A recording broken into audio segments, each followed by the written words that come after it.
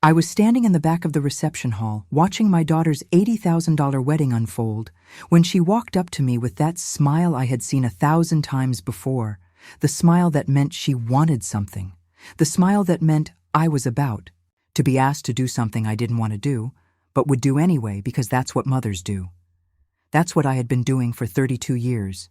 And she put her hand on my arm and she said, "Mama, can you go wait in the kitchen?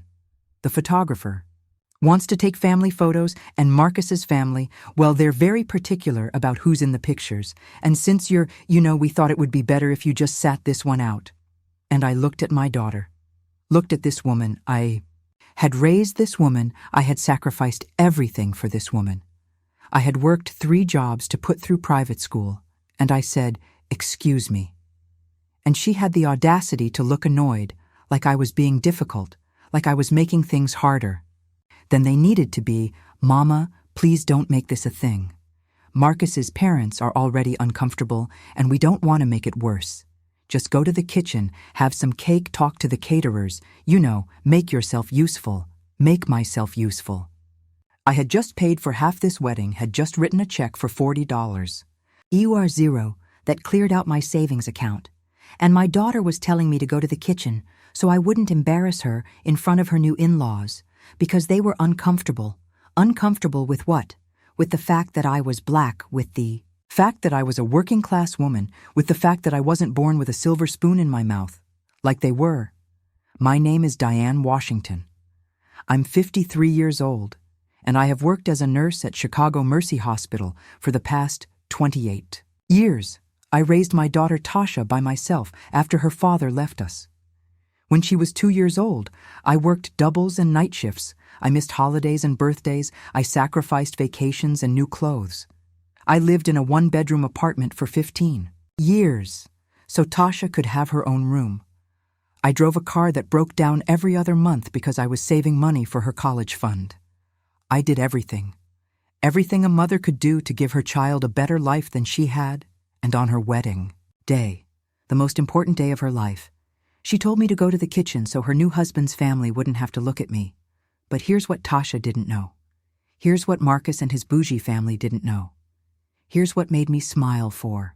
The first time that day, as I walked away from my daughter toward the kitchen, I had already taken care of the wedding cake, that beautiful 5-tier custom cake that cost $3. 000 that was sitting in the cooler, waiting to be wheeled out for the big moment. I had already replaced it with something that would teach everyone in that room a lesson they would never forget. And as I pushed through those kitchen doors, I thought about everything that had led to this moment.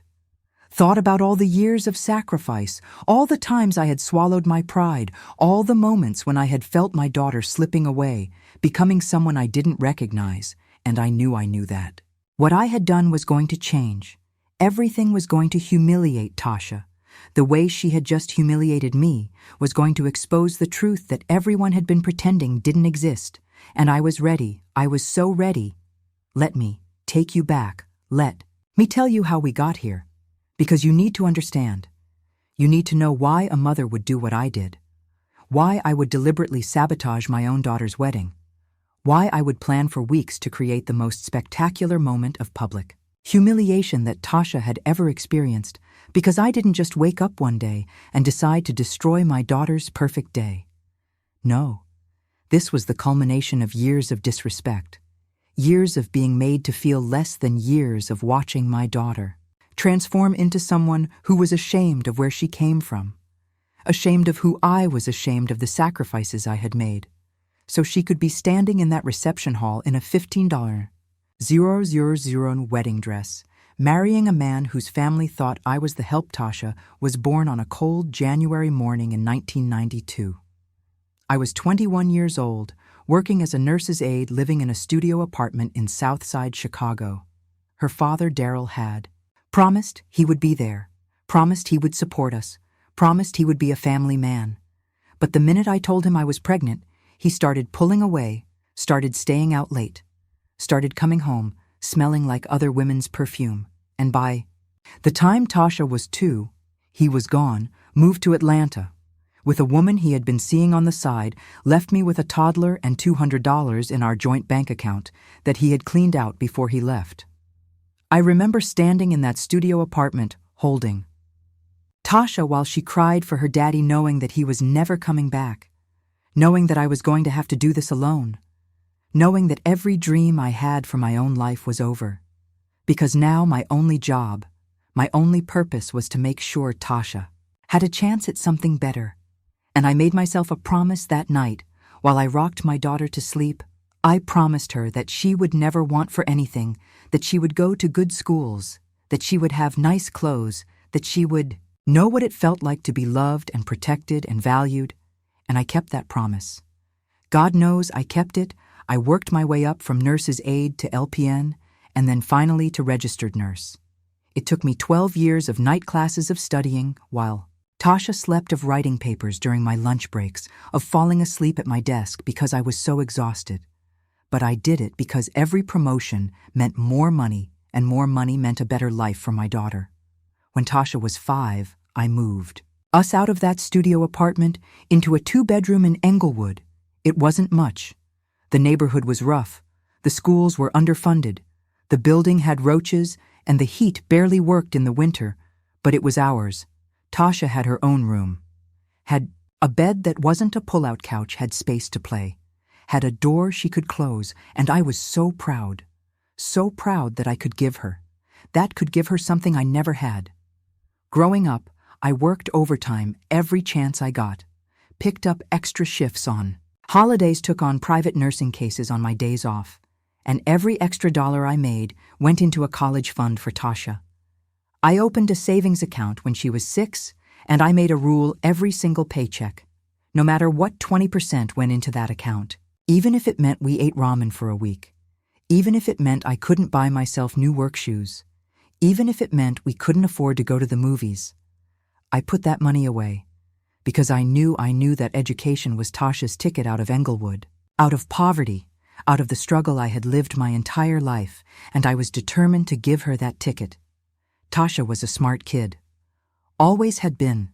She learned to read before she started kindergarten, could do multiplication tables by 2nd grade. Won the school spelling bee 3 years in a row, and I was so proud, used to brag about her to anyone who would listen. My daughter's going to be somebody. I would tell my coworkers, my daughter's going to college. She's going to have a career. She's going to have opportunities I never had.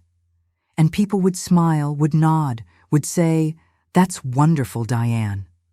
But I could see it in their eyes, could see them thinking, "Sure, honey, whatever you say," like they didn't believe it, like they thought Tasha was just another South Side kid who would end up pregnant or in jail or working minimum wage jobs for the rest of her life. But I knew better. I knew my daughter was special, was brilliant, was destined for greatness, and I was going to make sure she got there, no matter what it cost me. When Tasha was in 8th grade, I made a decision that changed everything. I decided to move us out of Englewood into Hyde Park. It meant tripling my rent, meant working even more. Overtime meant giving up any hope of saving money for myself. But Hyde Park had good schools, had resources, had opportunities that Englewood couldn't offer, and I wanted Tasha to have those opportunities. Wanted her to be around kids whose parents had college degrees, who expected to go to college, who believed they could be anything they wanted. And the day we moved into that Hyde Park apartment, Tasha looked around at the clean hallways, the working elevator, the neighbors who smiled and said hello. And she said, "Mama, is this really where we're going to live?" And I said, "This is home, baby. This is where you're going to finish high school, and then you're going to go to college, and you're going to make something of yourself." And she hugged me so tight, and whispered, "Thank you, Mama. Thank you for everything." And in that moment, I thought it was worth it, thought all the sacrifices, all the overtime, all the exhaustion was worth it, because my daughter was happy, was grateful, understood what I was doing for her. But that was before Hyde Park changed her, before she started at her new school, before she met the kids who would make her ashamed of who she was. Tasha started at Hyde Park Academy in 9th grade, and from day one, I could see her trying to fit in, trying to be like the other kids, the ones whose parents were doctors and lawyers and professors who lived in actual houses with yards and 2 cars. Garages who took vacations to Disney World and had college funds that didn't require their mothers to work 3 jobs. She started talking differently, started using words I didn't understand, started correcting my grammar at the dinner table. I saw Mama, not I seen," she would say with this little laugh, like it was cute that I didn't know proper English, like my working-class dialect was something to be embarrassed about, and I would feel this prick in my chest, this little stab of hurt. But I would push it down, would tell myself this was good. This meant she was learning, was being exposed to new things, was becoming educated. And isn't that what I wanted? By sophomore year, Tasha had stopped bringing friends home when I asked why. She would shrug and say, "They're busy, Mama. Everyone's got stuff going on." But I saw her Instagram, saw pictures of her at other kids' houses, big, beautiful houses with swimming pools and finished basements, and parents who looked like they stepped out of a magazine, saw her at restaurants I couldn't afford wearing clothes. I know I didn't buy her, and when I asked where she got the money, she would say, "My friends treat me sometimes. Mama, don't worry about it. Don't worry about it," like I was supposed to just accept that my daughter was being bought by these rich kids. Like I was supposed to be grateful that they were willing to spend time with the poor black girl from Southside. Like I was supposed to ignore the fact that she was becoming someone I didn't recognize by junior year. The transformation was complete. Tasha joined student council, joined the debate team, joined every club and organization that would have her. And she was good, was a natural leader, was popular, was respected, and I was proud, was so proud to watch her thrive, to watch her become confident and successful. But there was something off, something wrong in the way she talked about school, about her friends, about her life. She started using phrases like "those people," when talking about our old neighborhood, started making comments about urban culture and hood mentality, like she wasn't from the hood, like she hadn't spent the first 14 years of her life in Englewood, like she had somehow transcended her roots just by moving to Hyde Park and going to a better school. And I would feel this rage building in my chest, this anger at what she was becoming. But I would swallow it, would tell myself this was what I wanted. This was why I worked so hard, so she could have opportunities, so she could be better. And if being better meant distancing herself from where she came from, then wasn't that? The whole point, wasn't that what I had been working toward? All along, Tasha got accepted to Northwestern University with a partial scholarship. I had to take out loans to cover the rest, had to work even more overtime to make the monthly payments. But I did it because this was Tasha's dream, was her chance, was everything we had been working toward and on move-in day. I helped her carry boxes up to her dorm room in this beautiful building overlooking Lake Michigan. And I looked around at all these other families, all these parents who clearly had money, who were chatting easily about vacation homes and country clubs, and I felt so out of place, felt like everyone could see that I didn't belong, that I was just the working-class black woman who had somehow managed to get her daughter into their world, and Tasha must have felt it too, because when another parent asked if I was her mother, she hesitated just for a second, just long enough for me to notice before she said, "Yes, this is Diane, not, this is my mother." Just Diane, like I was an acquaintance, like she was embarrassed to claim me, and I felt something crack inside me. Felt the first real fracture in our relationship, but I pushed it down, smiled at the other parent, and finished helping Tasha unpack. And when it was time to leave, I hugged her, told her I was proud of her, told her to call me if she needed anything, and I drove back to Hyde Park alone and cried the entire way. The next 4 years were a slow, painful process of watching my daughter slip away. She came home less and less, started spending. Holidays with friends, started making excuses about why she couldn't visit. "I have so much studying to do." "Mama," she would say, "I'm really swamped," but I would see her Instagram, see her at parties and bars and brunches, see her living this whole life that didn't include me. And when she did come home, she would look around our apartment with this expression on her face, this mix of pity and embarrassment, like she couldn't believe she had ever lived here, like our home was something to be ashamed of. And I wanted to scream, wanted to shake her, wanted to say, "I worked 3 jobs so you could have this life, so you could go to Northwestern, so you could have opportunities I never had, and this is how you repay me by being ashamed of me." But I didn't. I just smiled and pretended not to notice, pretended it didn't hurt, pretended I wasn't losing my daughter to a world I could never be part of. It was during Tasha's senior year that she met Marcus. She brought him home for Sunday dinner. And from the moment he walked through the door, I knew I didn't like him. He was light-skinned, with what my grandmother would have called good hair, the kind of curls that were almost straight, the kind that said he had white ancestry. That he wasn't too black, and he was wearing a suit that probably cost more than I made in a month, carrying himself with this air of superiority, like he was doing us a favor by being in our apartment. And when I shook his hand, his grip was weak, was barely there, like he didn't want to actually touch me. And I knew. He looked down on me, looked down on where we lived, looked down on everything about our life. But Tasha, she was beaming, was hanging on. His every word was looking at him like he was the best thing that had ever happened to her. And I realized this was it. This was the moment when I was going to lose my daughter completely, because Marcus represented everything. Tasha wanted to be represented, the wealth and status and belonging to a world where people like us were only allowed in if we worked hard enough, if we proved ourselves worthy enough, if we left behind everything and everyone we came from. Marcus's family was old money. His great-grandfather had been one of the first black doctors in Chicago. His grandmother had been a civil rights lawyer. His parents both went to Harvard and now lived in a mansion in Wilmette, one of the wealthiest suburbs outside the city. And when Tasha started dating Marcus, she started spending more and more time with them, started talking about the Pierces, like they were royalty, like being accepted by them was the ultimate achievement. And I would listen to her go on and on about Mrs. Pierce's charity work and Mr. Pierce's law practice and their summer home in Martha's Vineyard. And I would feel this sick jealousy in my stomach, would feel like I was being replaced, like the Pierces were becoming the family. Tasha wished she had the family she was ashamed to not have been born into. And I was right.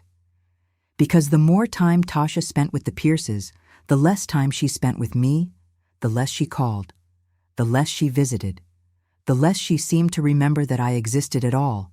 When Marcus proposed, Tasha called me crying, "Mama, I'm getting married," she said. And I should have been happy, should have been excited, should have been thrilled that my daughter had found someone, but all I could think was, this is it. This is when I lose her forever, because I knew that marrying Marcus meant Tasha would fully become part of his world, would fully leave behind the world she came from, would fully transform into someone who was embarrassed by her own mother. But I pushed those thoughts down, said all the right things, told her I was happy for her, told her I couldn't wait to meet her in-laws, told her we would start planning the wedding, and when we hung up, I sat in my empty apartment and cried because I knew everything was about to change, and not in a good way. The wedding planning was a nightmare from day one. Mrs. Pierce swooped in and took over, immediately hired a wedding planner, booked a venue, chose a caterer, selected flowers and decor, all without asking Tasha what she wanted, all without considering that maybe Tasha's mother might want to be involved, might want to have a say, might want to help plan her only daughter's wedding. And every time I tried to contribute, tried to offer suggestions, tried to be part of the process, Mrs. Pierce would smile that tight, condescending smile and say, "Oh, that's sweet, Diane, but we've already taken care of it.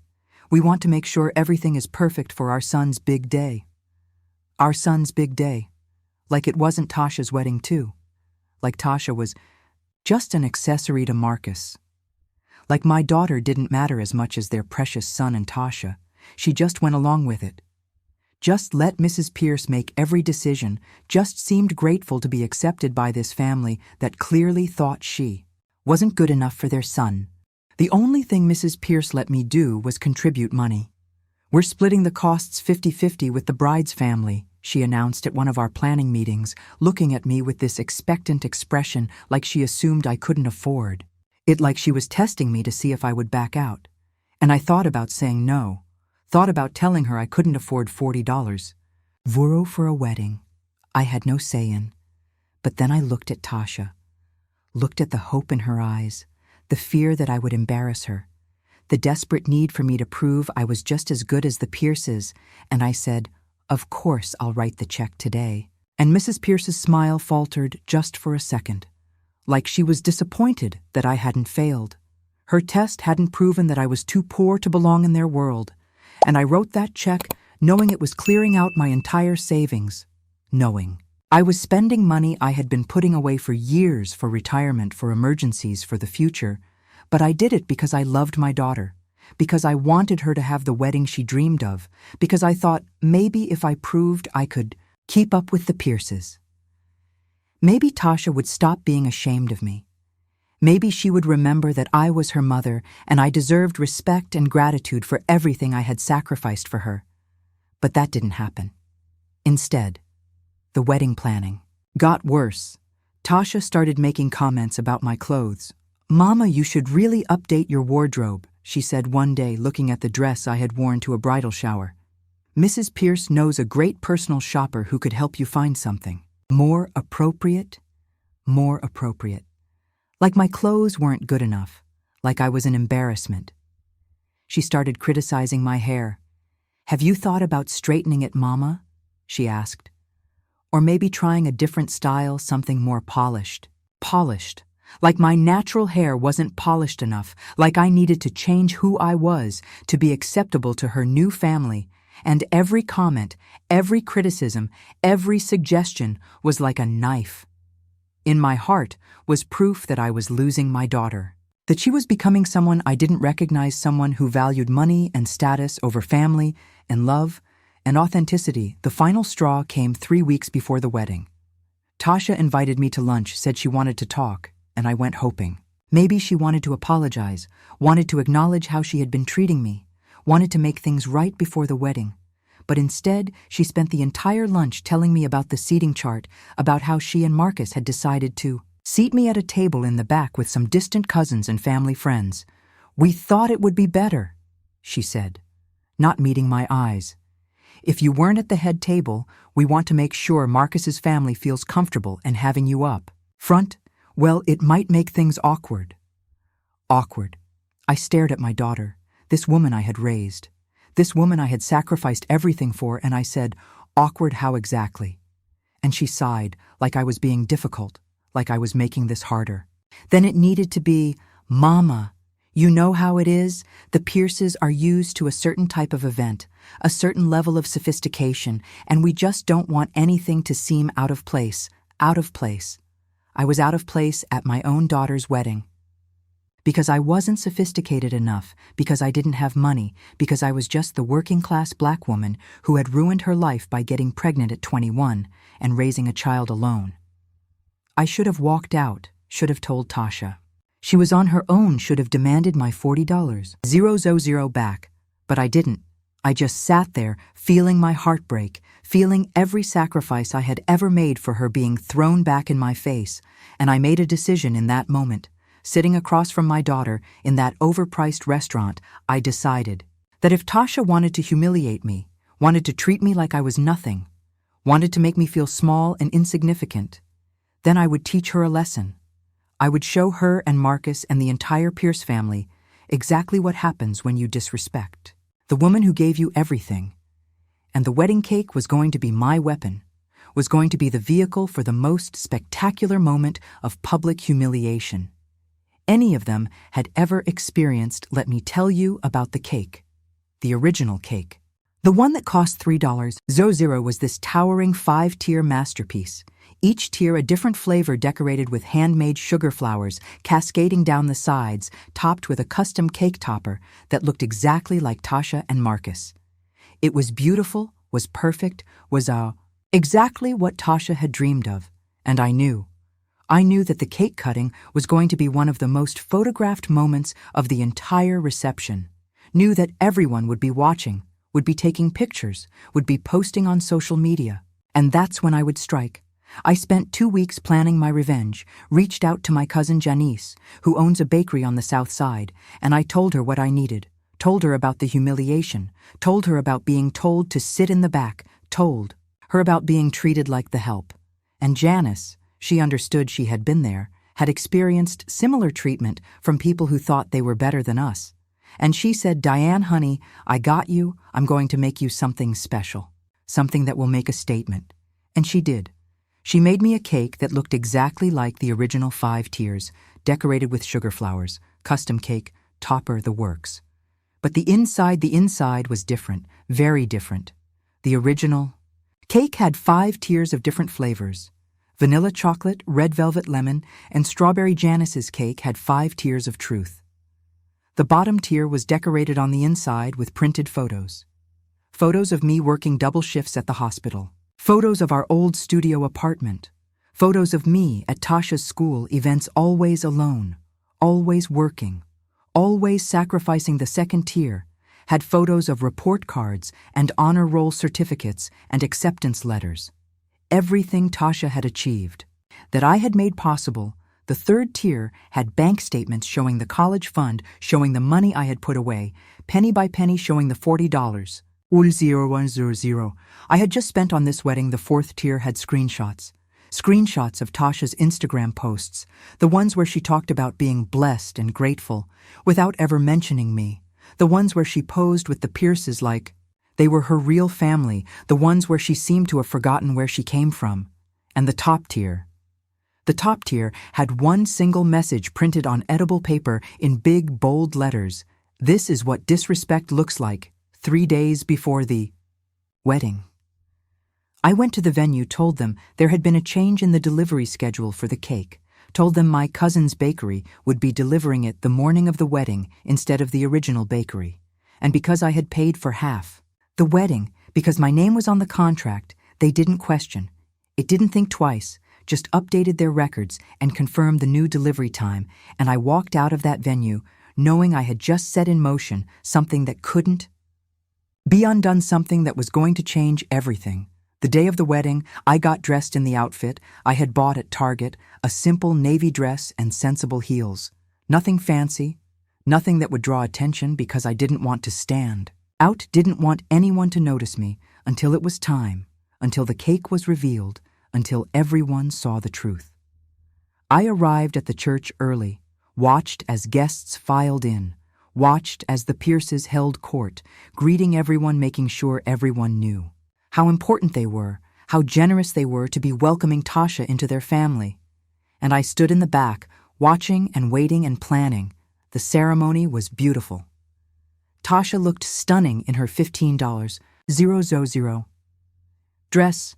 Marcus looked smug in his custom tuxedo, and when they said their vows, when they promised to love and honor and cherish each other, I thought about all the ways Tasha had failed to honor me, had failed to cherish the sacrifices I had made, had failed to love me the way a daughter should love her mother. And I felt no guilt about what I was about to do, felt only satisfaction, only righteousness, only the calm certainty that comes from knowing you're doing the right thing. After the ceremony, we all moved to the reception hall, a gorgeous venue with floor-to-ceiling windows and crystal chandeliers and tables decorated with elaborate floral centerpieces that probably cost more than I made in a month. I found my assigned seat, at table 14 in the back, far away from the head table, where the Pierces sat surrounded by their wealthy friends and family. And I sat down and I smiled because I knew that in just a few hours everything was going to change. Dinner was served. A 5-course meal that probably cost $200 per person, and I barely tasted any of it. Was too focused on waiting, on watching the clock, on preparing myself for what was coming. And then finally, after dinner, after the first dance, after the speeches, it was time for the cake cutting. Everyone gathered around the dance floor where the cake had been wheeled out on a special cart covered with a white cloth for dramatic effect, and the DJ announced, "Ladies and gentlemen, please join us," as the bride and groom cut their wedding cake. And everyone pulled out their phones, started recording, started taking pictures, and Tasha and Marcus walked over to the cake, both of them smiling, both of them completely unaware of what was about to happen. The event coordinator pulled back the white cloth revealing the cake, and there were gasps. There were murmurs of appreciation because the cake looked perfect, looked exactly like what everyone expected, and Tasha and Marcus picked up the knife, positioned it over the bottom tier, and they cut. And as the first slice fell away, revealing the inside of the cake, revealing the photos printed on edible paper, Tasha froze. I watched from my table in the back, watched as confusion crossed her face. Watched as she leaned in closer to look at what she was seeing, and then I watched as the blood drained from her face, as her eyes went wide, as her hand flew to her mouth. "What is this?" she said loudly enough for everyone nearby to hear. "What is this?" And people started moving closer, started looking at the cake, started seeing what Tasha was seeing, the photos of me working, the photos of our old apartment, the documentation of every sacrifice I had made, and there was silence, complete and total silence, as everyone processed what they were seeing, as they realized this wasn't the cake they had ordered. This was something else entirely. Marcus grabbed a knife, started cutting into the other tiers, started pulling them apart to see what else was inside. And as each tier revealed its contents, as the bank statements and screenshots and final message were exposed, the silence turned into gasps, turned into whispers, turned into shocked exclamations, and Tasha. She looked around wildly, her eyes searching the crowd until they landed on me, until she saw me sitting at table 14 in the back, calmly watching, and she knew immediately that this was my doing. "You," she said, pointing at me, her voice shaking with rage and humiliation. "You did this." And I stood up, walked slowly through the crowd toward my daughter, and I said, "Yes, baby, I did this." And the entire room was watching, was waiting to see what would happen next. "Why?" Tasha demanded, tears streaming down her face, ruining her expensive makeup. "Why would you do this to me on my wedding day?"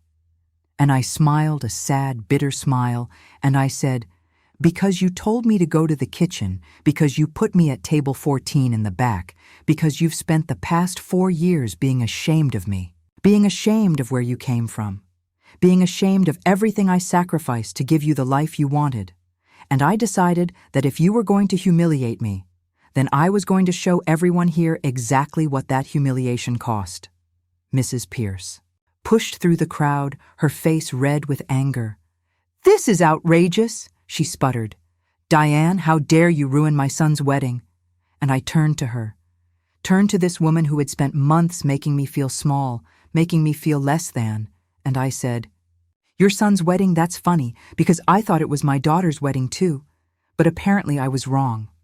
Apparently this was always about Marcus, always about your family, always about making sure everyone knew how important and wealthy and sophisticated the Pierces are. Well, let me tell you something, Mrs. Pierce. My daughter got into Northwestern because I worked 3 jobs to pay for tutors. My daughter is standing here in that expensive dress because I cleared out my savings account. My daughter had opportunities and choices because I sacrificed everything I had. And if you think for 1 second that I'm going to sit quietly in the back while all of you treat me like garbage, then you don't know me at all." The room erupted. People started talking, started arguing, started taking sides. Some of the guests were on their phones, probably posting about this on social media, probably sharing the drama with everyone they knew. And I looked at Tasha, looked at my daughter who was crying, who was devastated, who was humiliated, and I felt something. I felt satisfaction, felt vindication, felt like finally she understood what it felt like to be disrespected in front of everyone you care about. "I'm sorry," I said to Tasha. "I'm sorry that it came to this. I'm sorry that I had to humiliate you to make you understand. But Tasha, baby, you hurt me. You made me feel like nothing. Like all my sacrifices didn't matter, like I was something to be ashamed of, and I couldn't let that stand. I couldn't let you marry this man and join this family without making sure you understood the cost of your choices." And Tasha, she looked at me with these eyes full of pain and anger and betrayal, and she said, "I will never forgive you for this, never." And she turned and ran out of the reception hall with Marcus chasing after her, and I watched her go, watched my daughter leave, and I knew that I had just destroyed our relationship, had just burned, every bridge had just ensured that Tasha would probably never speak to me again. But I also knew that I had done the right thing, had stood up for myself, had refused to be treated like I didn't matter. The reception ended early. Everyone left in a hurry, probably eager to get home. and gossip about what had happened, probably already composing social media posts about the crazy mother who ruined her daughter's wedding with a revenge cake. And I stayed until the very end, helped clean up, helped pack up the remaining decorations, helped load boxes into cars. And when it was finally over, when the venue was empty and quiet, I sat down at table 14 where I had been assigned, where I had been told to stay because I wasn't good enough to sit at the head table, and I cried. I cried. For my daughter, for our broken relationship, for all the years of love and sacrifice that had led to this moment. And I cried for myself, for the realization that sometimes love isn't enough, that sometimes doing everything right for your child doesn't guarantee they'll appreciate it, doesn't guarantee they'll respect you, doesn't guarantee they'll see your worth. But here's what happened next. Here's the part that made everything worth it, that vindicated my choice, that proved I had done the right thing. 3 days after the wedding, I got a call from Tasha. "Mama," she said, her voice small and broken. "Can we talk?" And I said yes. And she came to my apartment, the apartment she had been so ashamed of, the apartment she had looked at with pity and embarrassment. And she sat down on my worn-out couch, and she cried. She cried and apologized and told me she had been watching the videos people had posted, watching herself on that screen, being confronted with the truth of everything I had done for her. And she said, "Mama, I didn't realize I didn't see how badly I was treating you. I was so focused on fitting in, on being accepted by Marcus's family, on proving I belonged in their world, that I forgot where I came from. I forgot who made it possible for me to be there. And I'm so sorry. I'm so sorry for making you feel like you weren't enough, for being ashamed of you, for not standing up for you the way you always stood up for me." And we talked for hours about everything, about the years of sacrifice, about the pain I had felt watching her change, about her struggles to fit into a world that didn't want to accept her, about the pressure she felt to be perfect, to be sophisticated, to be someone she wasn't. And slowly, painfully, we started to heal, started to rebuild, started to remember why we loved each other, why family mattered, why respect and gratitude were more important than money or status or fitting in with the right people. And Tasha, she made changes. She set boundaries with the Pierces, told them they needed to respect me. Told Marcus that if he couldn't accept her family, couldn't accept where she came from, then maybe they needed to reconsider their marriage. And Marcus, he surprised me. He apologized, said he had been influenced by his parents, said he had gone along with their snobbery because it was easier than standing up to them, said he wanted to do better, wanted to build a relationship with me, wanted to be part of a family that valued love and respect over money and appearances. It's been 2 years since the wedding, 2 years since the revenge cake, 2 years since I humiliated my daughter in front of everyone she knew. And you know what? Tasha and I are closer now than we've ever been. She calls me every Sunday, comes to visit at least twice a month, brings Marcus with her, and we have dinner at my apartment, the apartment she used to be ashamed of, and we laugh and talk and make memories. And she tells me all the time, tells me how grateful she is, how much she appreciates everything I did for her, how she wishes she had understood sooner, how valuable my sacrifices were. And I tell her that I forgive her, that I love her, that all I ever wanted was for her to be happy, to be successful, to have opportunities I never had, but also to remember where she came from, to remember who helped her get there, to never be ashamed of the people who loved her unconditionally. And the Pierces, they came around too. Eventually, Mrs. Pierce apologized, said she had been wrong to treat me the way she did, said she had been so focused on maintaining appearances, on protecting her family's image, that she had forgotten what really mattered. Said my revenge cake had been a wake-up call, had forced her to examine her own behavior, had made her realize she had been perpetuating the same classism and snobbery she claimed to be against. And now we have a relationship not close, but respectful. We see each other at family gatherings. We're polite, we make an effort, and that's enough. That's all I need.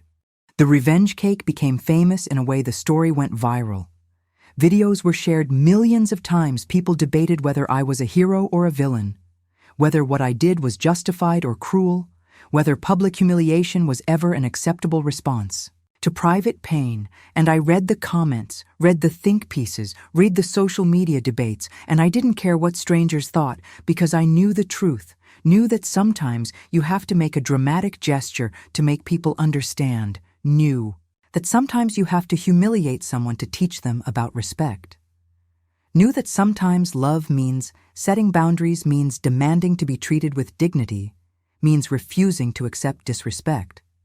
Even from your own child, Tasha is pregnant, now expecting a baby girl, and she asked me to be in the delivery room, asked me to be the first person to hold my granddaughter, and when she told me she was pregnant, she said, "Mama, I want to raise my daughter the way you raised me, with love and sacrifice and unwavering support. But I also want to teach her something you had to teach me the hard way. I want to teach her gratitude. I want to teach her respect. I want to teach her to never take for granted the people who love her, and I want to teach her that family isn't about money or status or what neighborhood you live in. It's about showing up. It's about honoring the sacrifices people make for you. It's about never being ashamed of where you came from." And I hugged her. Hugged. My daughter, who had finally learned the lesson I had been trying to teach her for years, and I said, "That's all I ever wanted, baby. That's all any mother wants." People ask me sometimes if I regret it, if I wish I had handled things differently, if I think there was a better way to make my point. And the truth is, I don't know, maybe I could have sat Tasha down and had a calm conversation. Maybe I could have set boundaries without the public humiliation. Maybe I could have found a way to teach her respect without destroying her wedding day. But here's what I do know. That conversation wouldn't have had the same impact. Those boundaries wouldn't have meant as much. That lesson wouldn't have been learned as deeply, because sometimes people need to be shocked, need to be confronted with the truth in a way they can't ignore, can't minimize, can't brush aside, and that cake, that 5-tier monument to my sacrifices and Tasha's disrespect, did exactly that. It forced everyone in that room to see the truth, forced Tasha to confront what she had been doing, forced the Pierces to acknowledge their snobbery, forced Marcus to examine his complicity, and yes, it was humiliating. Yes, it was cruel. Yes, it destroyed what should have been the happiest day of my daughter's life, but it also saved our relationship, saved Tasha from becoming someone who was completely disconnected from her roots, saved her from a lifetime of valuing the wrong things, of prioritizing status over substance, of being ashamed of the people who loved her most. And that's worth something. That's worth the guilt I sometimes feel.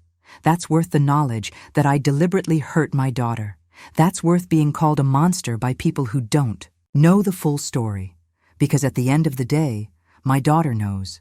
She knows what I sacrificed, knows what I endured, knows what I did for her, and more importantly, she appreciates it, values it, honors it in a way she never did before the cake. And that's all any parent really wants, right? We don't need grand gestures or expensive gifts or public declarations of love. We just need to be seen, to be valued, to be respected, to know that our sacrifices meant something, that they were noticed, that they mattered, and now I have that.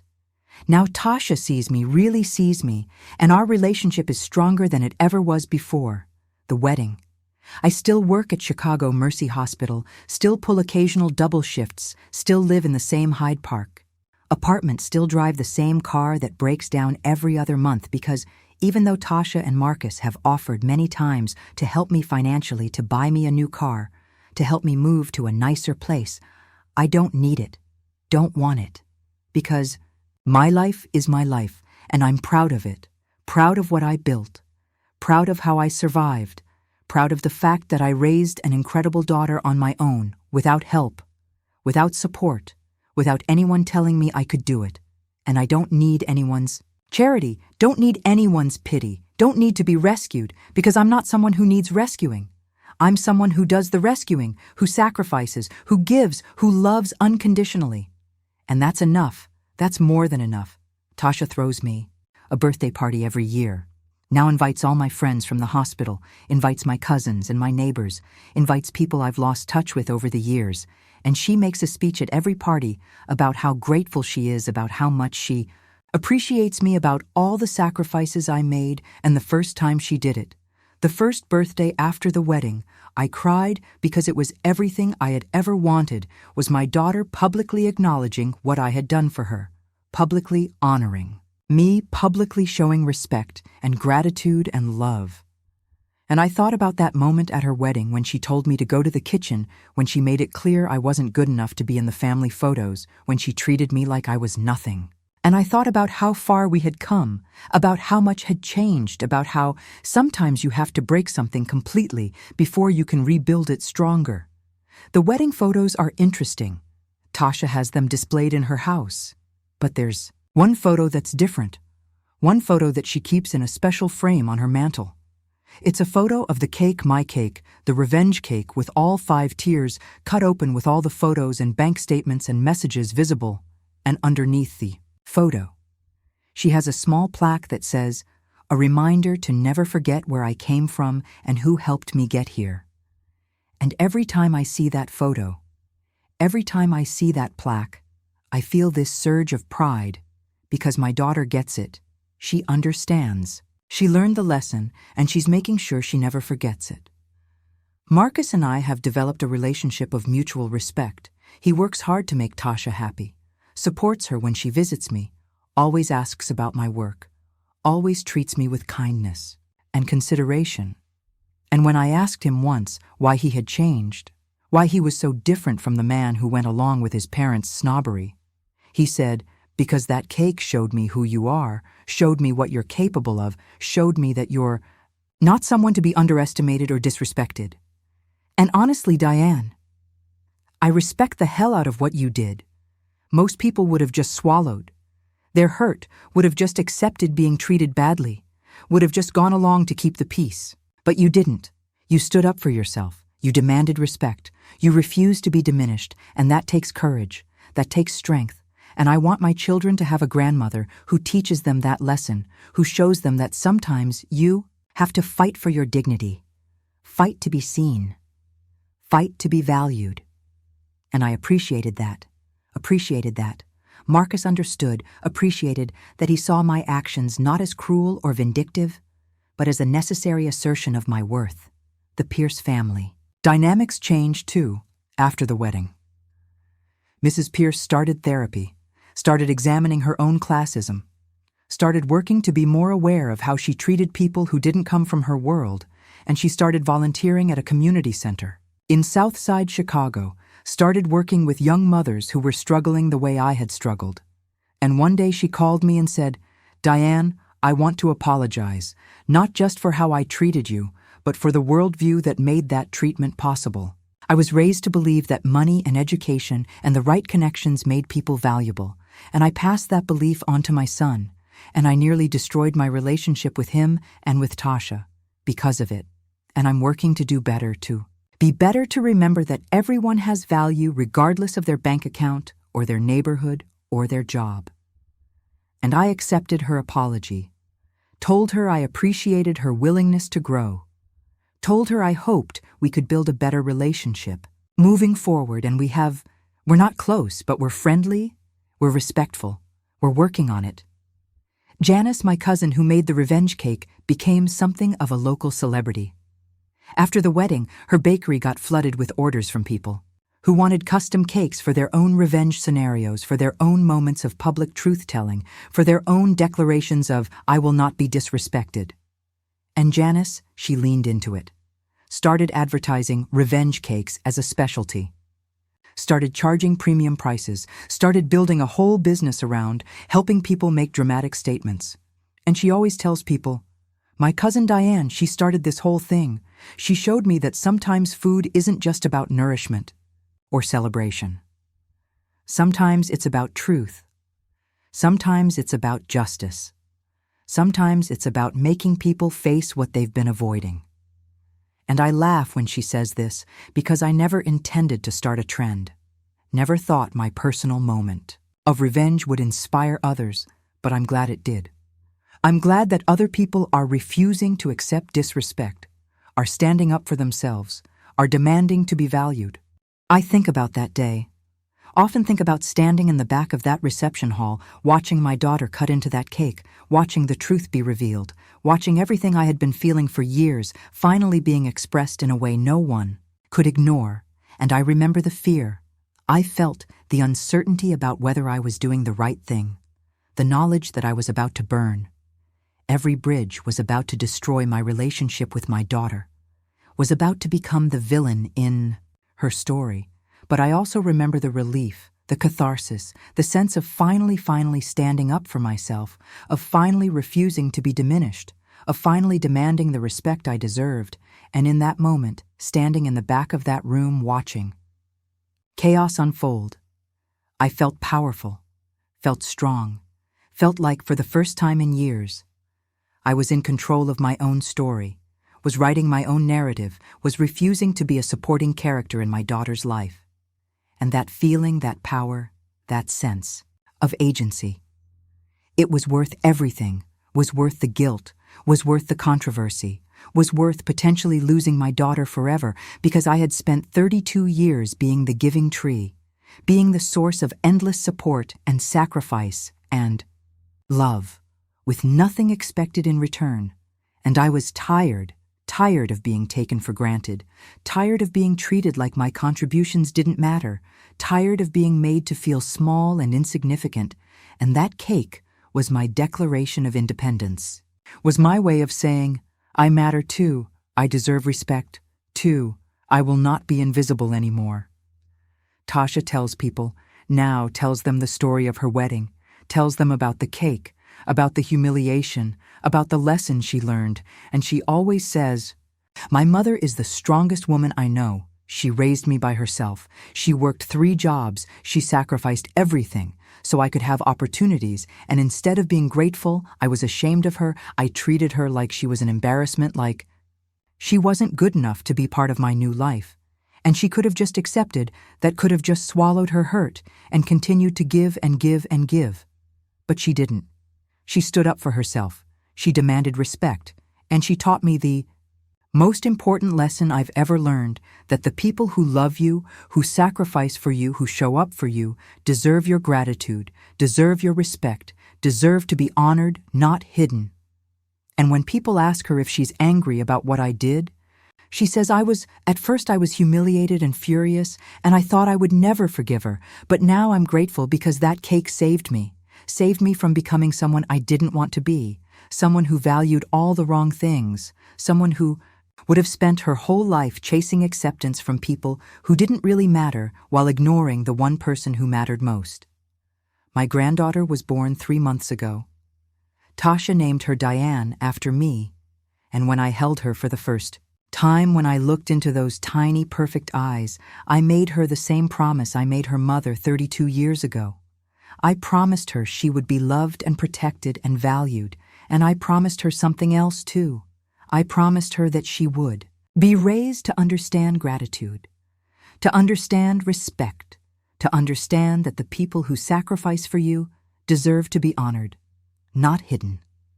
And I promised her that if she ever made her mother feel the way Tasha made me feel, I would be there, to remind her of what really matters, to remind her of where she came from, to remind her that family is about more than just blood.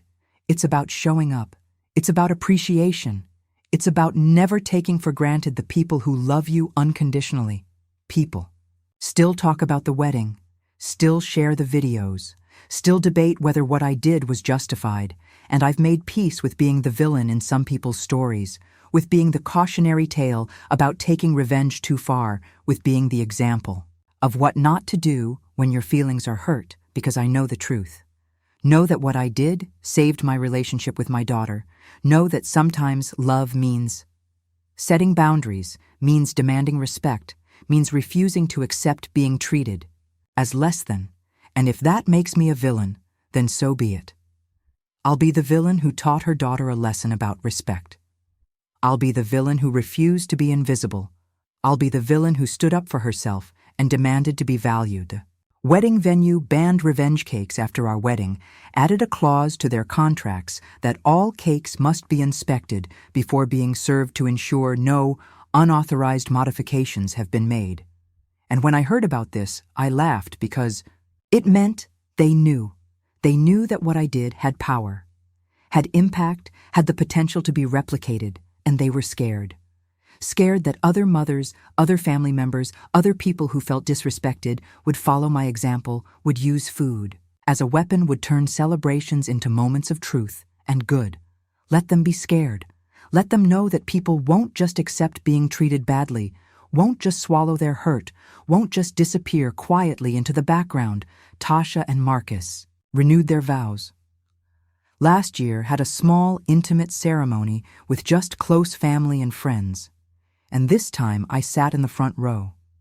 This time I was in every photo. This time I was honored and respected and valued the way I should have been. The first time, and when Tasha said her vows, she added something special. She said, "Marcus, I promise to love you and honor you and cherish you. And I also promise to never forget where I came from, to never be ashamed of my family, to never take for granted the people who sacrificed everything so I could be standing here today." And she looked at me when she said this, looked at me with tears in her eyes, and I knew that the lesson had been learned, that the cake had served its purpose, that my daughter finally understood what I had been trying to teach her all along. And after the ceremony, after the reception, after everyone had gone home, Tasha came to me and she said, "Mama, thank you." And I said, "For what, baby?" And she said, "For loving me enough to teach me that lesson, for caring enough to stand up for yourself, for refusing to let me become someone who didn't value the people who matter most. I know what you did was hard. I know it could have destroyed us, but it didn't. It saved us, and I will spend the rest of my life being grateful for that." And we hugged, we cried, we held each other, and I thought about that moment at her first wedding when she told me to go to the kitchen when she made it clear I wasn't good enough. And I thought about how far we had come, about how much we had both grown, about how sometimes the hardest lessons are the most important ones. So if you're watching this, if you're in a situation where someone you love is treating you badly, is taking you for granted, is making you feel less than, I want you to know that you don't have to accept it. You don't have to smile and pretend everything is fine. You don't have to swallow your hurt and keep giving and giving and giving until there's nothing left of yourself. And I'm not saying you should make a revenge cake. I'm not saying you should publicly humiliate anyone. I'm not saying my way is the only way or even the best way, but I am saying that you deserve respect, that your sacrifices matter, that your feelings are valid, and that sometimes you have to stand up for yourself, even if it means making people uncomfortable, even if it means causing a scene, even if it means being the villain in someone else's story, because your dignity, your worth, your sense of self, those things are too important to sacrifice for anyone, even for your own children. And if you're watching this and you're someone like Tasha, was someone who has been taking your parents or your family or your friends for granted, someone who has been ashamed of where you came from, someone who has been prioritizing the wrong things, I want you to stop. I want you to think about the people who loved you when you had nothing, who supported you when you were struggling, who sacrificed their own dreams so you could achieve yours. And I want you to honor them. I want you to thank them. I want you to make sure they know how much they mean to you, because one day they might not be here. One day you might not have the chance. One day you might realize too late that you took for granted the most important people in your life, and that regret, that guilt, that knowledge that you can never make it right will haunt you forever. My daughter humiliated me at her wedding, told me to go to the kitchen, made it clear I wasn't good enough to be in the family photos, treated me like I was an embarrassment after 32 years of sacrifice and love and unwavering support. And I could have accepted it, could have swallowed. My hurt could have continued to diminish myself to make her comfortable, but I didn't. I fought back. I stood up for myself.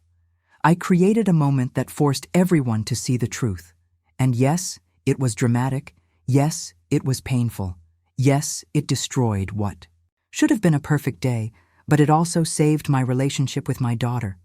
It also taught her a lesson she desperately needed to learn.